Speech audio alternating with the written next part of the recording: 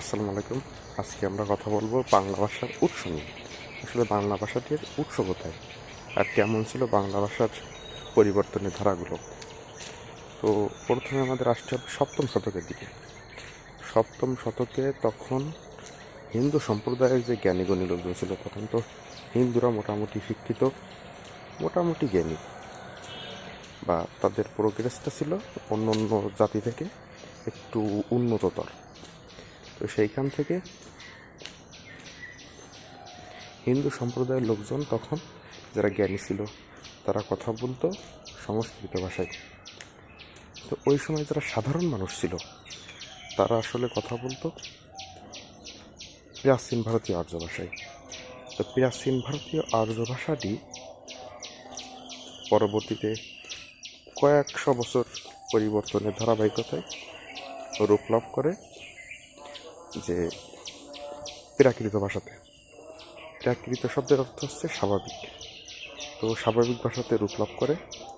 এখন এই প্রাকৃত ভাষাটি পরবর্তীতে দুটি ভাষা বিভক্ত হয়, একটি হচ্ছে পালি ভাষা আর একটা হচ্ছে অপভ্রংশ।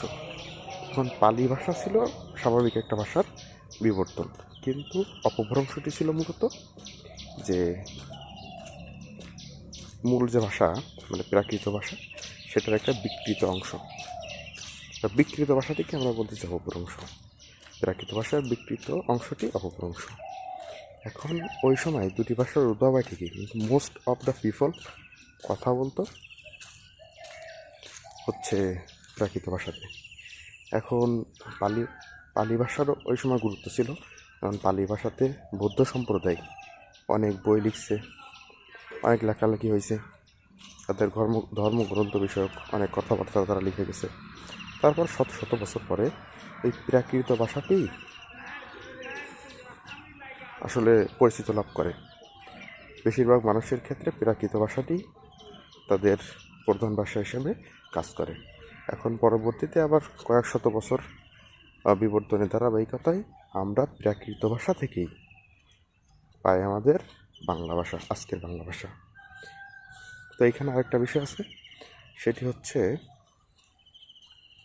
এই যে অপভ্রংশ ভাষাটি, এটির অবদান কিন্তু বাংলা ভাষা সৃষ্টিতে মোটামুটি ভালো পরিমাণ।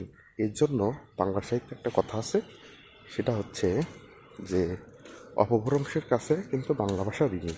তো আজকে এই পর্যন্ত, দেখা হবে, কথা হবে পরবর্তী কোনো ভিডিওতে। আল্লাহ হাফেজ।